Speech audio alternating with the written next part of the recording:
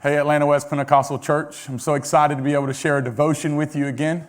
Last week, Bo Johnson and I were listening to my best friend's podcast, Cullen Cressman. It's called Breaking Theology, and it had some incredible insights, and I wanted to share one of them with you. James chapter 1, verse 20 says, "For the wrath of man worketh not the righteousness of God. So we should lay apart all filthiness and superfluity of naughtiness, and receive with meekness the engrafted word, which will save our souls. But be you doers of the word, and not hearers only, lest we deceive ourselves. For if any one of us is a hearer of the word and not a doer, we are like a man or a woman beholding his natural face in a glass. For he beholdeth himself or herself, and he goes his or her way, and he forgets what kind of manner of man he was."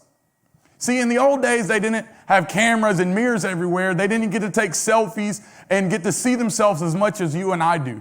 The only time they would really see themselves is if they would walk by a river or some kind of stream and they would be able to see their reflection, or maybe they had some kind of glass at home and they would see their reflection, and then they could go hours without ever seeing themselves again.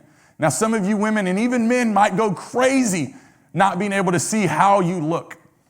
And so what James is saying is, if you just hear the word of God, if I just hear the word of God, but we don't follow the practices of what was preached or what we read or what was spoken from this great book, we're like this nasty stain where, we've had it there all along, but we forget about it because we go hours without seeing ourselves. We can hear great messages about serving one another and loving one another, forgiving one another, forbearing one another, that there's a seat at the king's table. There's all these great messages that we've heard about being the church of one.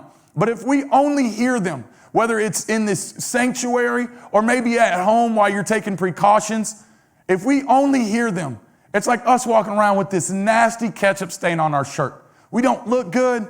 It really doesn't even smell good. So instead, today I challenge you to be a doer of the word. I challenge myself to be a doer. Look at the mirror of the word of God and don't just see yourself and say, "Oh, look, there's something wrong that I should change about my life," and then go about your life without ever changing it. But instead, maybe a message that has impacted you over the last few weeks or even months, let's go back and listen to those messages. And instead of saying, "Oh, I wish Brother DJ would hear that and I wish Brother DJ would change," why not I say, "Why don't I change? Because I have a stain and I can see myself in the word of God.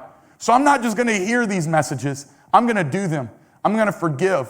I'm going to love. I'm going to care. I'm going to live for God with everything I have. I'm going to love God and I'm going to love people. I'm going to be more than just a hearer, looking at the mirror and then forgetting who I am. I'm going to be a doer. I'm going to get rid of the stains. I'm going to get rid of the bad stuff. I'm going to be perfected in holiness by His word."